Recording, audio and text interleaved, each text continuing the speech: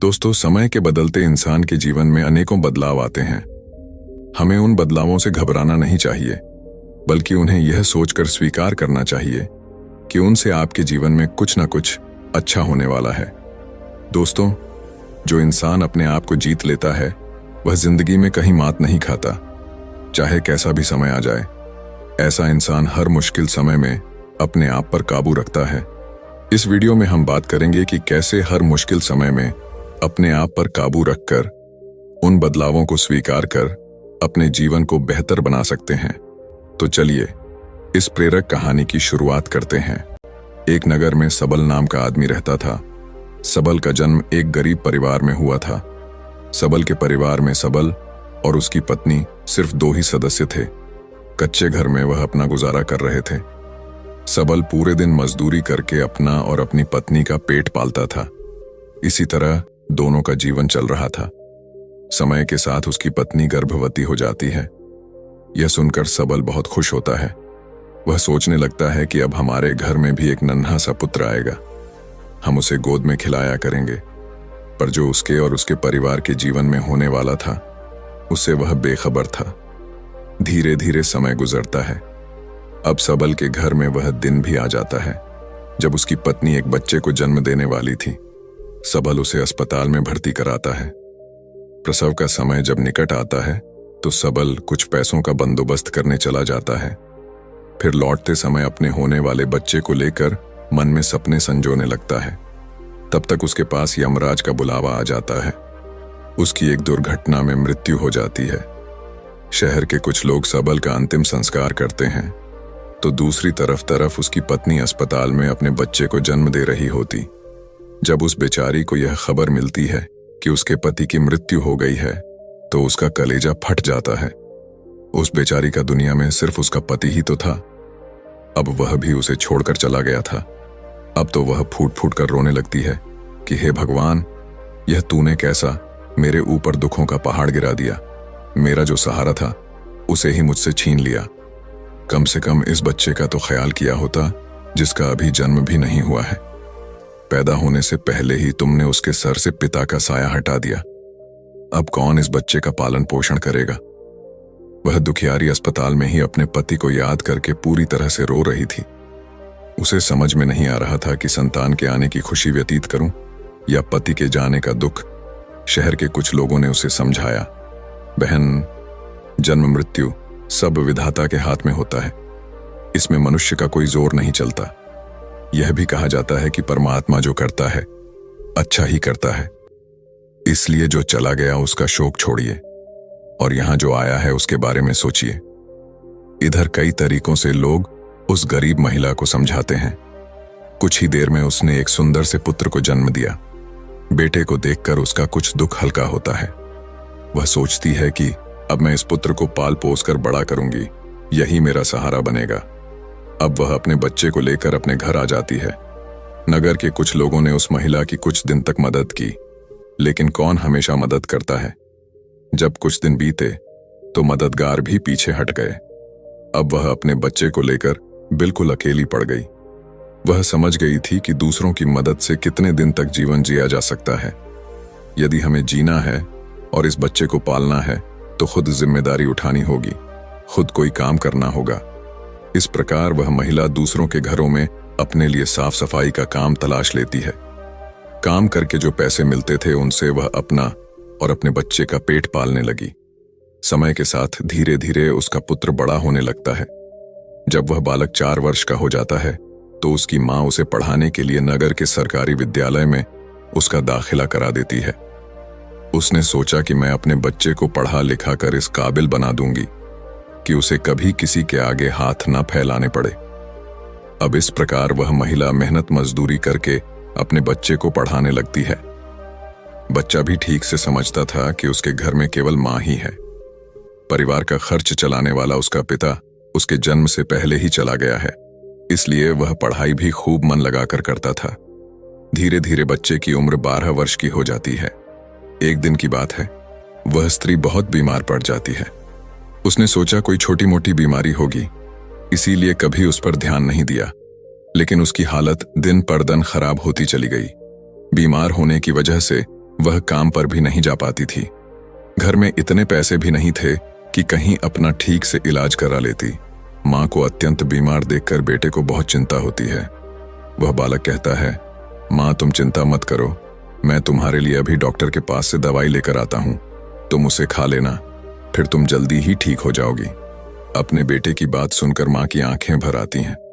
वह कहने लगी, बेटा अब तुम्हें कहीं जाने की जरूरत नहीं है, मेरा भी अब समय आ गया है, मैं तुम्हारे पिता के पास जाना चाहती हूँ, लेकिन जाने से पहले तुम मेरी एक बात हमेशा याद रखना। जब तेरा जन्म नहीं हुआ था तब तेरे पिता ने और मैंने एक सपना देखा था कि हम अपने बच्चे को पढ़ा लिखा कर इतना काबिल बना देंगे कि उसे हमारी तरह गरीबी भरी जिंदगी ना जीनी पड़े। लेकिन बेटा मैं उस सपने को पूरा नहीं कर पाई। बेटा मैं यदि चली भी जाऊं तो तुम अपने पिता के सपने को जरूर साकार करना। तुम ऐसा कोई काम मत करना जिससे तुम्हारे पिता का नाम खराब हो। तुम इस प्रकार से अपना जीवन जीना कि तुम्हारा नाम दूर दूर तक लोग जान जाएं। बेटा कभी पैसे के पीछे मत भागना। पैसे के लिए तो लोग इतने नीचे गिर जाते हैं कि अपने माता पिता की इज्जत का भी ख्याल नहीं करते। तुम हमेशा अपना नाम कमाना बेटा, हमेशा स्वाभिमानी बनकर जीना, कभी किसी के आगे अपने हाथ मत फैलाना, किसी से याचना मत करना। याचना न करना ही श्रेष्ठता का मूल्य है, पराधीनता ही नरक है। मनुष्य को सदा ही विद्या, धन, बल, कीर्ति और पुण्य कमाना चाहिए। लड़के ने कहा, माँ तुम घबराओ नहीं, मैं तुम्हारे लिए अभी दवाई लेकर आता हूँ। और इतना कहकर लड़का माँ से रुपए लेकर दवा लेने चला जाता है। बेटे के जाते ही इधर उस गरीब स्त्री के प्राण निकल जाते हैं। जब नगर वालों को पता चलता है तो सब लोग इकट्ठे होकर उस स्त्री का उसके बेटे के हाथों अंतिम संस्कार कराते हैं। अब तो वह बालक बिल्कुल अकेला हो गया था। किस्मत भी क्या खेल दिखाती है, जब जरूरत होती है अपनों की तब अकेलेपन की रात में जगाती है। बिना माता पिता का बेटा उम्र भी ज्यादा नहीं थी। आखिर जाएं तो कहां जाएं, करें तो क्या करें। दूर के जो रिश्तेदार थे उन्होंने भी उस बालक पर ध्यान नहीं दिया। आखिर वह गरीब जो था, लेकिन वह बच्चा अकेले ही अपने जीवन की राह पर चल देता है। उसने कभी हार नहीं मानी। जो पैसे मां छोड़ गई थी, कुछ दिन तक उन पैसों से अपना गुजारा चलाता रहा। कुछ दिन के बाद वह पैसे खत्म हो जाते हैं। घर में भी कुछ नहीं था। अब तो एक ही चारा था कि कुछ काम धंधा किया जाए, तभी भोजन की व्यवस्था होगी, तभी स्कूल की फीस भरी जाएगी। लड़के को अपनी मां की बात अच्छी तरह याद थी। उसकी मां ने कहा था कि बेटा कितना भी बुरा वक्त आ जाए पर किसी के आगे हाथ मत फैलाना, मेहनत करके ही अपना जीवन यापन करना। लड़के को अपनी मां की यह बात अच्छी तरह याद थी, इसीलिए वह कभी किसी के आगे भीख नहीं मांगता था।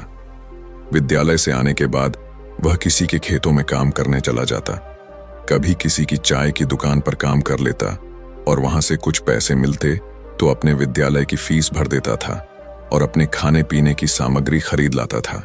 इस प्रकार छोटी सी आयु में वह बच्चा पढ़ाई भी करता था और मजदूरी भी करता था। धीरे धीरे कुछ साल ऐसे ही निकल जाते हैं। बच्चा अब अपने नगर से निकलकर कस्बे में पढ़ने लगता है। तब उसकी कॉपी किताबों का, विद्यालय की फीस का खर्चा बढ़ जाता है। लेकिन उस बालक ने हिम्मत नहीं हारी। रोजाना विद्यालय जाता था। वह जो भी कमाता था उसकी सारी कमाई पढ़ने लिखने में ही लग जाती थी और जो कुछ थोड़ा बहुत बचता था उससे अपना पेट भर लेता था। अगर वह कहीं कोई स्थायी काम करता तो उसकी पढ़ाई छूट जाती थी और पढ़ाई करता तो पेट भरने के लिए भी कुछ नहीं था, इसलिए साथ ही साथ वह दोनों काम करता था। विद्यालय से आकर वह इधर काम करने चला जाता था।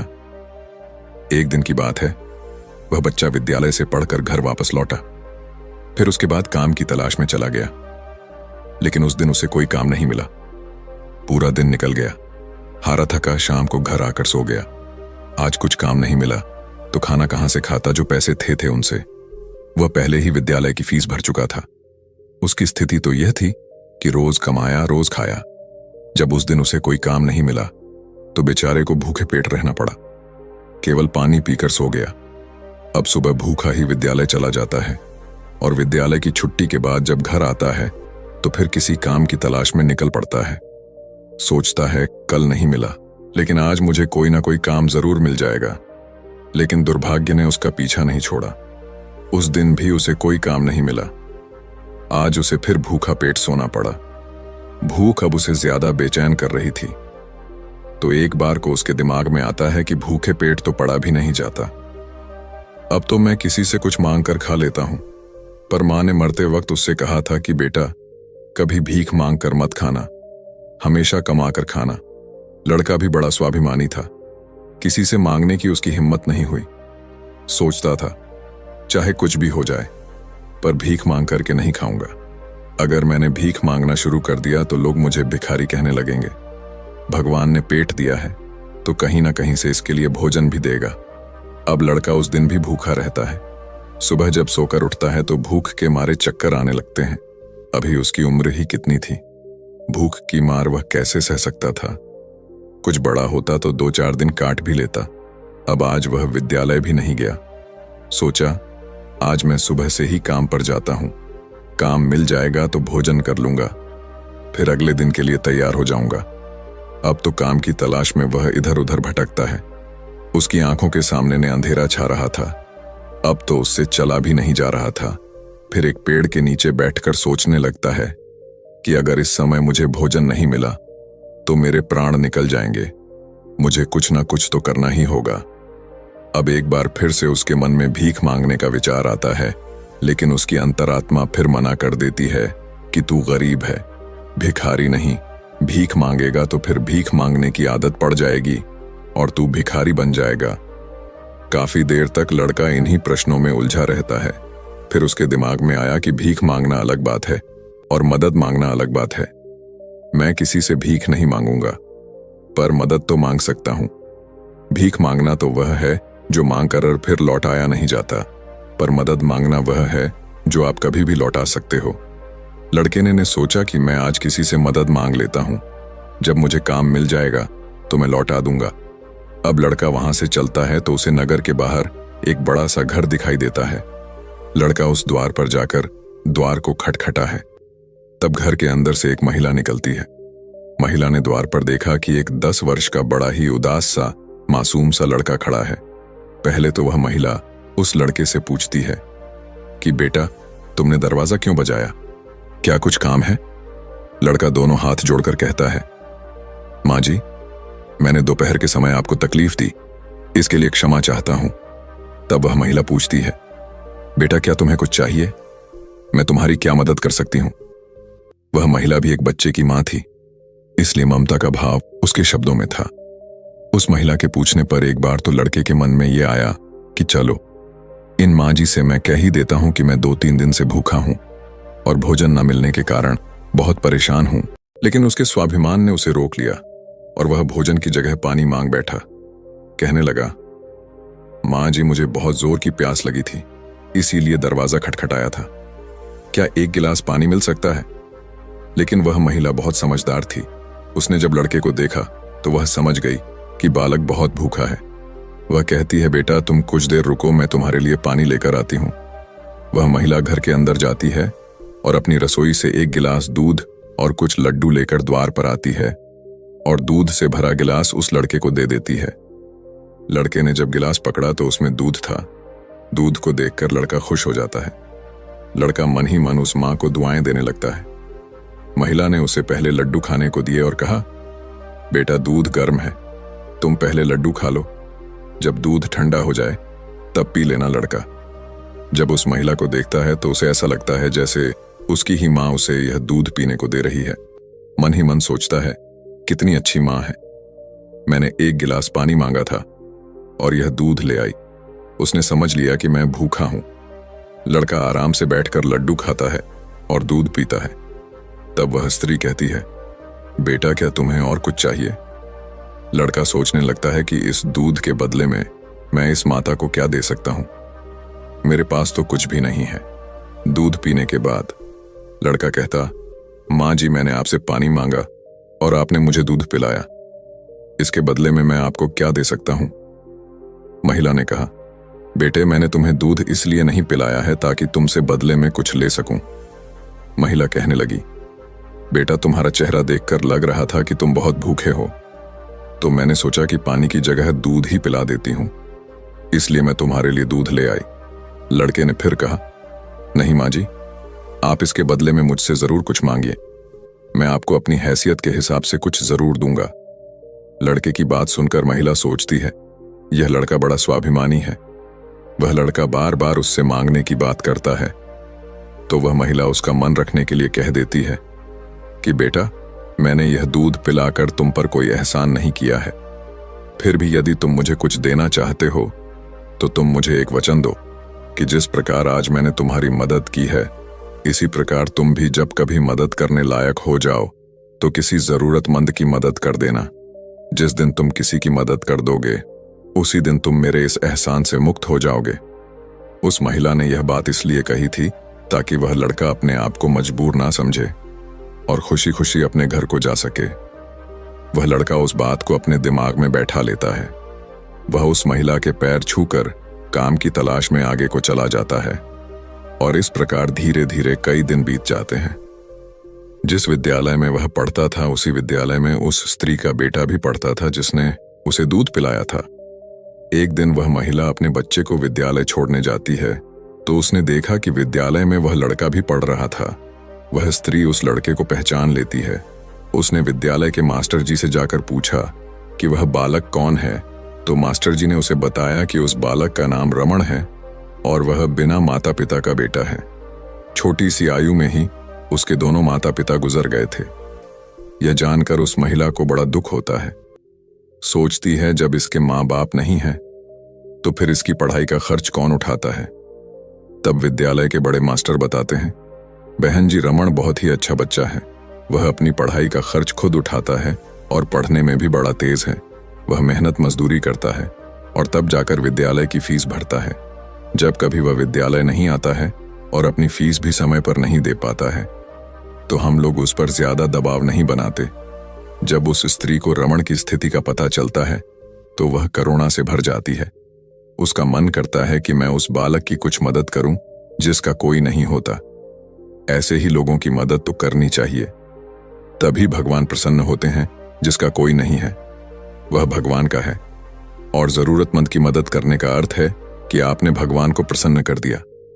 महिला ने सोचा, यह लड़का मुझसे पैसे तो लेगा नहीं क्योंकि यह बड़ा स्वाभिमानी बालक है। तब उस महिला ने बड़े मास्टर जी से कहा, श्रीमान जी, अगर मैं इस बालक की फीस भर दिया करूं तो आपको कोई आपत्ति तो नहीं है। मास्टर ने कहा, बहन जी, आपकी सोच अच्छी है, आप उसकी फीस भरें तो मुझे तो कोई आपत्ति नहीं होगी, लेकिन रामायण इस बात के लिए तैयार नहीं होगा। तब वह महिला कहती है, मास्टर जी, मैं उसकी मदद करना चाहती हूं। आप किसी तरह से रमण को समझा देना, उससे कह देना कि आपकी स्थिति को देखते हुए सरकार ने आपकी फीस माफ कर दी है, तुम्हें फीस भरने की कोई जरूरत नहीं है। मास्टर जी भी इस बात से सहमत हो जाते हैं। वह महिला रमण की पूरे वर्ष की फीस भर के अपने घर चली जाती है। इस तरह वह हर वर्ष उसके पूरे साल की फीस जमा कर दिया करती थी ताकि रमण सिर्फ मन लगाकर पढ़ सके। अब तो रमण पूरा मन लगाकर पढ़ता था और अपने खाने पीने के लिए किसी दुकान पर काम कर लेता था। दोस्तों, डूते को तिनके का सहारा ही बहुत होता है। उस महिला के थोड़े से प्रयास से संकेत की अच्छी खासी मदद हो गई। वह अब खूब मन लगा करके पढ़ता था। इसी तरह कुछ वर्ष और बीत गए। अब आगे की पढ़ाई करने के लिए संकेत को शहर में जाना पड़ा। सोचा, शहर में रहकर मैं कोई छोटी मोटी नौकरी कर लूंगा और अपनी पढ़ाई भी करता रहूंगा। इस बात का पता उस महिला को तब चलता है जब वह उसकी फीस भरने के लिए विद्यालय में जाती है।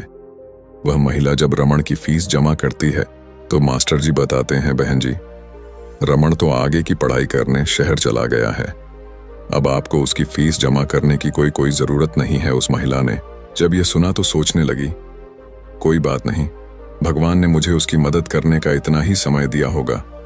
हे भगवान, उस बालक पर दया दृष्टि बनाए रखना, वह जहां भी रहे खुश रहे। इस प्रकार वह स्त्री अपने घर लौट आई और अपने घर गृहस्थी की दुनिया में व्यस्त हो गई। दोस्तों, उधर रमण शहर में जाकर अपनी पढ़ाई करने लगा। खर्चा चलाने के लिए उसने एक नौकरी तलाश कर ली। इस प्रकार 25 वर्ष बीत जाते हैं। ना तो संकेत कभी उस महिला से मिल पाता है और ना वह महिला कभी संकेत से मिलती है। उस महिला का बेटा भी अब बड़ा हो गया था। उसका बेटा एक व्यापारी बन गया था। वह स्त्री तो पहले से ही अपने घर से संपन्न थी, ऊपर से उसका बेटा व्यापार करके खूब धन कमाता था। उस माँ का बेटा भी बड़ा संस्कारी था। वह भी अपनी माँ को बहुत प्यार करता था। एक दिन उसकी माँ बहुत बीमार पड़ जाती है। शाम को जब उसका बेटा घर आता है तो वह अपनी माँ की हालत को देखकर बेचैन हो जाता है। वह अपनी माँ को अस्पताल में भर्ती कराता है। जांच में पता चलता है कि उसकी माँ को कैंसर है। वह लड़का डॉक्टर से कहता है, डॉक्टर साहब, आप मेरी माँ का अच्छे से इलाज कीजिए, पैसों की बिल्कुल चिंता मत करना। तब डॉक्टर कहते हैं, भाई तुम्हारी माँ को कैंसर की बीमारी है और कैंसर का इलाज बहुत महंगा होता है। छोटे मोटे अस्पतालों में इसका इलाज भी नहीं होता है। इसके लिए तुम्हें किसी बड़े शहर में जाकर किसी बड़े अस्पताल में इसका इलाज कराना होगा, और बड़े अस्पताल का मतलब है कि खर्चा भी बहुत अधिक होगा। बेटे ने कहा, डॉक्टर साहब, मैं अपनी माँ को ठीक करने के लिए कुछ भी कर सकता हूं। आप मुझे बस कोई रास्ता बताइए। मैं अपनी माँ का इलाज कहाँ करा सकता हूं? तब डॉक्टर उसे बड़े शहर जाने की सलाह देते हैं। डॉक्टर बोले, बड़े शहर में कैंसर का हॉस्पिटल है। यदि वहां का इलाज तुमने पूरा करा लिया तो तुम्हारी माँ इस रोग से बच सकती है, नहीं तो तुम्हारी माँ के प्राण संकट में पड़ सकते हैं। यह सुनकर लड़का घबरा जाता है। वह डॉक्टर साहब से शहर वाले डॉक्टर साहब का नंबर और पता लेकर अपनी माँ को शहर ले जाता है। उसकी माँ तो उसे बहुत मना करती रही कि बेटा तुम मुझे कहाँ ले जाओगे, इतना पैसा कहाँ है हमारे पास।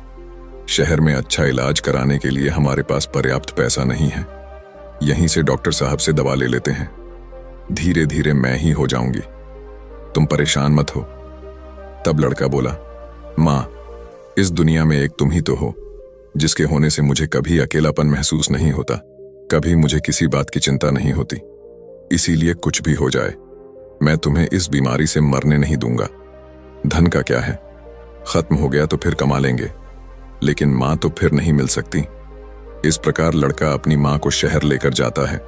जिस डॉक्टर से उसकी माँ का इलाज होना था, वह डॉक्टर साहब उस समय अस्पताल में नहीं थे। वह किसी मरीज को देखने के लिए विदेश गए थे। अस्पताल के कर्मचारी ने बताया कि डॉक्टर साहब कल आएंगे, तब तक आप अपनी माँ को अस्पताल में भर्ती करा दो। लड़के ने बिना देर किए अपनी माँ को भर्ती करा दिया और डॉक्टर साहब के आने का इंतजार करने लगता है। मैं अपनी माँ को ठीक कराकर ही घर ले जाना चाहता हूँ, चाहे इसके लिए मुझे अपना सब कुछ बेचना पड़े, कितने ही दिन मुझे यहाँ रुकना पड़े। इस प्रकार वहां के डॉक्टर ने उस माँ का इलाज शुरू कर दिया। अगर छोटे शहर की बात होती तो खर्चा कुछ कम हो जाता, लेकिन वहां का खर्चा तो बहुत लंबा था। फिर भी उस लड़के ने हिम्मत नहीं हारी। दोस्तों, माँ से अनमोल संसार में कुछ भी नहीं है। डॉक्टर साहब जो दवाइयाँ लिखते थे, वह दवाइयाँ बहुत महंगी आती थीं। लड़का अपनी माँ के लिए महंगी से महंगी दवाइयाँ लेकर आता था। उधर उसका जो व्यापार था, वह अपनी माँ की देखरेख के कारण उसमें भी समय नहीं दे पाया, तो वह भी ठंडा पड़ गया। कई दिन तक इलाज होता रहा। धीरे धीरे माँ की हालत में सुधार होने लगा। बेटे के पास जो जमा पूंजी थी, वह खत्म होने लगी। इधर माँ को जब पता चलता है कि बेटे के पास अब पैसे नहीं रहे, तो माँ कहती हैं, बेटा तुम इतनी महंगी दवाइयाँ क्यों ले रहे हो? कहाँ से डॉक्टर साहब की फीस भरोगे? कहाँ से दवाइयों का खर्च उठाओगे? तुम्हारा व्यापार भी बंद हो गया है। तब बेटा कहता है, माँ तुम चिंता मत करो, मैं तुम्हारा इलाज अपना मकान दुकान सब कुछ बेचकर कराऊंगा। माँ भी बेटे की जिद के आगे बेबस हो जाती है। वह लड़का अपनी माँ का इलाज निरंतर जारी रखता है और धीरे धीरे 1 महीना बीत जाता है। वहां पर एक बात बड़ी ही विचित्र थी। उस अस्पताल का जो सबसे बड़ा डॉक्टर था, वह जब उस लड़के की माँ से मिलने आता था तो काफी देर उस माँ के पास बैठकर बातें किया करता था। यह देखकर माँ को भी बड़ा अच्छा लगता था और वह सोचती थी कि अजीब डॉक्टर है।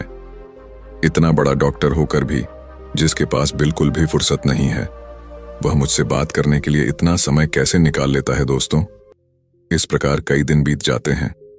एक दिन वह लड़का डॉक्टर के पास जाता है और डॉक्टर साहब से पूछता है कि डॉक्टर साहब, अभी मेरी माँ का इलाज कितने दिन और चलेगा? डॉक्टर साहब उसे सारी बात बताते हैं कि भाई आप चिंता मत करो, आपकी माँ पूरी तरह से स्वस्थ हो चुकी है। मैं भी संतुष्टि के लिए एक बार जांच और करा लेता हूँ। उस जांच की रिपोर्ट आ जाने दो, फिर तुम अब अपनी माँ को घर ले जा सकते हो। अब तो उस माँ का बेटा रिपोर्ट आने का इंतजार करने लगता है। 2 दिन के बाद रिपोर्ट आ जाती है। जब रिपोर्ट आती है तो लड़का फिर डॉक्टर से मिलने जाता है और पूछता है डॉक्टर साहब, क्या मेरी माँ ठीक हो गई? कोई खतरे वाली बात तो नहीं है? तब डॉक्टर साहब कहते हैं, भाई चिंता मत करो, रिपोर्ट अच्छी आई है, तुम्हारी माँ पूरी तरह से ठीक हो गई है, अब आप इन्हें अपने घर ले जा सकते हो। डॉक्टर की बात सुनकर बेटा खुश हो जाता है और डॉक्टर साहब को बहुत धन्यवाद देता है। लड़का अपनी माँ के पास जाता है और सोचता है कि भगवान का लाख लाख धन्यवाद कि मेरी माँ बच गई, मेरी मेहनत सफल हो गई। यही बात वह अपनी माँ को बताने के लिए जाता है और माँ से कहता है कि माँ, आप अब पूरी तरह से ठीक हो गई हो, अब हम जल्द ही अपने घर जाने वाले हैं। यह बात सुनकर माँ भी बड़ी खुश हो जाती है, लेकिन अगले ही पल वह यह सोचकर उदास हो जाती है कि मैं तो ठीक हो गई हूं, लेकिन इस अस्पताल का जो बिल होगा वह लाखों में होगा। कैसे में मेरा बेटा चुका पाएगा? इतनी मोटी रकम की व्यवस्था वह कहां से करेगा? उसके पास जो जमा पूंजी थी वह तो सब इलाज में खर्च हो गई। मां को उदास देखकर बेटा समझाता है, मां, तुम क्यों उदास होती हो? मैं अपना सब कुछ बेचकर आपके इलाज का बिल चुका दूंगा, घर मकान तो बाद में भी बना लूंगा, इसलिए मां, तुम्हें इन बातों की चिंता करने की कोई जरूरत नहीं है। बेटा अपनी मां को बहुत समझाता है, मगर मां तो मां होती हैं, उसका अपने बेटे के लिए चिंता करना स्वाभाविक था। मां सोचने लगती है कि मेरा बेटा यदि सब कुछ बेच देगा तो फिर वह आगे अपना जीवन कैसे चलाएगा, इसके भविष्य का क्या होगा? वो मां रात भर यही सोचती रही। चिंता करते करते मां और बेटा दोनों की रात निकल गई। जब अगला दिन होता है और उसकी मां की छुट्टी का समय होता है तो अस्पताल का एक कर्मचारी एक लिफाफा लेकर मां बेटे के पास आता है और उस महिला के बेटे से कहता है कि डॉक्टर साहब ने आपके लिए यह बिल का लिफाफा भेजा है, आप इस बिल को ठीक से देख लो और इस बिल को चुका कर आप अपनी मां को अपने घर ले जाओ। बिल का लिफाफा देकर वह अस्पताल का कर्मचारी तो चला गया। अब वह लड़का उस बिल के लिफाफे को हाथ में लिए हुए सोचता है कि पता नहीं कितना बिल आया हो। बेटे को चिंता में देखकर मां भी परेशान हो जाती। मां एकदम से बेटे के हाथ से वह बिल का कागज छीन लेती है। मां उस बिल को खोलकर देखती है। उधर अस्पताल के जो सबसे बड़े डॉक्टर थे वह भी उस समय वहीं पर पहुंच जाते हैं। इधर मां ने जब उस लिफाफे को खोलकर देखा तो उसमें एक छोटी सी पर्ची रखी हुई थी। उस पर्ची पर लिखा हुआ था, मां जी, आपने अपने बल का भुगतान तो 25 साल पहले ही कर दिया था, जब आपने 2 दिन के भूखे बच्चे को 1 गिलास दूध और लड्डू खिला और अगले 10 साल तक उस बच्चे की विद्यालय की फीस भी भरी थी। पर्ची को पढ़ते ही महिला की आंखें फटी की फटी रह जाती हैं। जब उस मां का बेटा पूछता है, मां, डॉक्टर साहब ने कितना बिल दिया है, तो मां उस पर्ची को अपने बेटे को देती है। बेटा जब उसे पढ़ता है तो वह भी हैरान रह जाता है। लड़का अपनी मां से पूछता है, मां, क्या आप डॉक्टर साहब को पहले से जानते हो? डॉक्टर साहब से आपकी जान पहचान कब हुई थी? तब मां कहती हैं, बेटा, मैं इन्हें पहले से नहीं जानती हूं, अभी पता चला है। बेटे ने पूछा, फिर इसमें 25 साल पहले की घटना क्यों लिखी है? तब मां कहती है, बेटा, 25 साल पहले जब तुम बहुत छोटे थे तब तुम्हारी उम्र का एक छोटा सा लड़का भरी दोपहरी में हमारे घर के द्वार पर आया था। वह भूखा प्यासा था। उसने मुझसे 1 गिलास पानी मांगा था। मैंने बच्चे को देखा तो मैं समझ गई कि वह भूखा है, इसीलिए दूध और लड्डू लाकर मैंने उसे खाने को दे दिए। वह कई दिनों से भूखा था। उसने दूध तो पी लिया, पर वह मुझसे कहने लगा कि मां, तुम्हारा यह ऋण मैं कैसे चुका पाऊंगा? तो मैंने उसका मन समझाने के लिए कह दिया था कि जब तुम बड़े हो जाओ, मदद करने लायक हो जाओ, तो तुम भी किसी जरूरतमंद की मदद कर देना। मुझे क्या पता था कि वही लड़का जिसे मैंने 1 गिलास दूध पिलाया था वह 25 साल बाद इतना बड़ा डॉक्टर बनकर मेरी मदद करेगा। लोग तो आज लेकर कल को भूल जाते हैं, लेकिन उस बच्चे ने मेरा वह एहसान अभी तक याद रखा है। मैं इस बात को सोचकर बहुत हैरान हूं कि डॉक्टर साहब ही वह बच्चा है। इधर मां बेटे आपस में बातचीत कर रहे थे, उधर वह डॉक्टर साहब उनके पीछे खड़े होकर उनकी बातें सुन रहे थे। उनकी आंखों में आंसू थे और बचपन का वह समय उन्हें याद आ गया जब वह भूखे प्यास से उस मां के द्वार पर पहुंचे थे। डॉक्टर साहब आगे बढ़कर उस मां को प्रणाम करते हैं और माताजी के पास बैठ जाते हैं। कहते हैं, मां, आपके कहे हुए शब्द आज भी मेरे कानों में गूंजते हैं। मैंने आपके उन्हीं शब्दों को अपना संस्कार बनाया। मैंने अपनी जिंदगी में बहुत दुख देखा है, लेकिन कभी हिम्मत नहीं हारी। मैं आपका बहुत बड़ा कर्जदार हूं।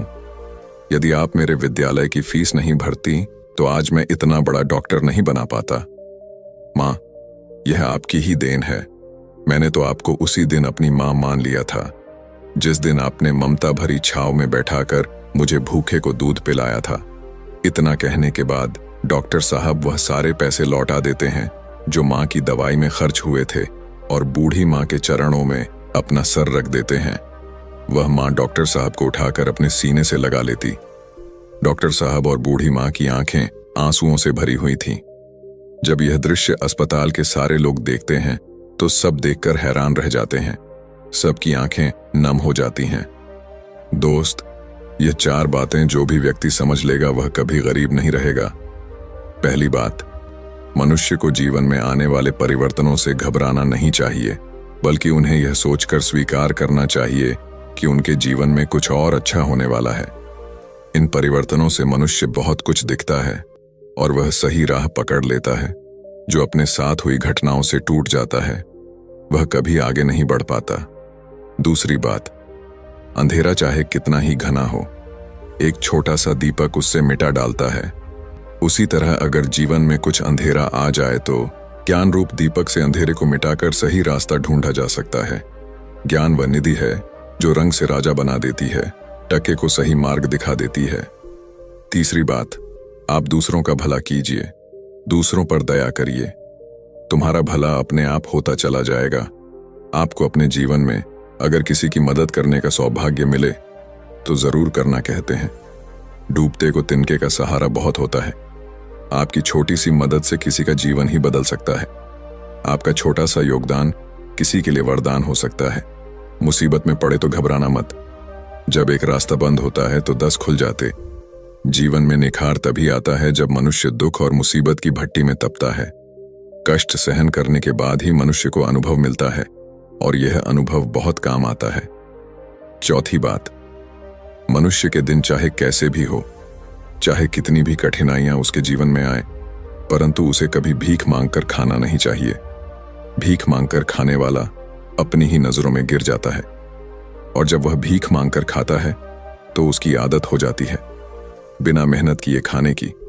इसलिए मनुष्य को हमेशा मेहनत करके ही खाना चाहिए, तभी मनुष्य सफल और आत्मनिर्भर बनता है। किसी को मदद की जरूरत हो तो आप सबसे पहले उसकी मदद करें, लेकिन अगर आपको मदद की जरूरत हो तो आपको किसी से मदद मांगने की जरूरत ना हो। आप खुद ही अपनी मदद करने की काबिलियत रखें। आत्मसम्मान आपकी आवाज है, इसे बुलंद रखें। दूसरों पर ध्यान देने से बेहतर है खुद में रहो, खुद को समझो और आगे बढ़ो। आत्मसम्मान एक ऐसा कवच है जिसे कोई आपसे छीन नहीं सकता। जो कोई खुद से प्यार नहीं कर सकता वह किसी और से भी प्यार करने के लायक नहीं। उसकी इज्जत कभी मत करो। जो आपकी इज्जत कदर ना करे उसे अहंकार मत समझना, उसे आत्मसम्मान कहते हैं। अगर आप चाहते हो दुनिया आपकी इज्जत करे तो सबसे पहले आपको अपनी इज्जत करनी होगी। अगर कोई आपका अपमान करे तो उसका भी शुक्रिया अदा करें, क्योंकि वह इंसान आपको आपकी जिंदगी की सच्चाई बता रहा है। ज्यादातर लोग उन चीजों की कदर नहीं करते जो उन्हें आसानी से मिली हो, लेकिन खो देने के बाद पछताते हैं। तो दोस्तों, आशा करता हूं आज की यह वीडियो आपको पसंद आई होगी। चैनल इंस्पायर IQ को सब्सक्राइब जरूर करें। धन्यवाद।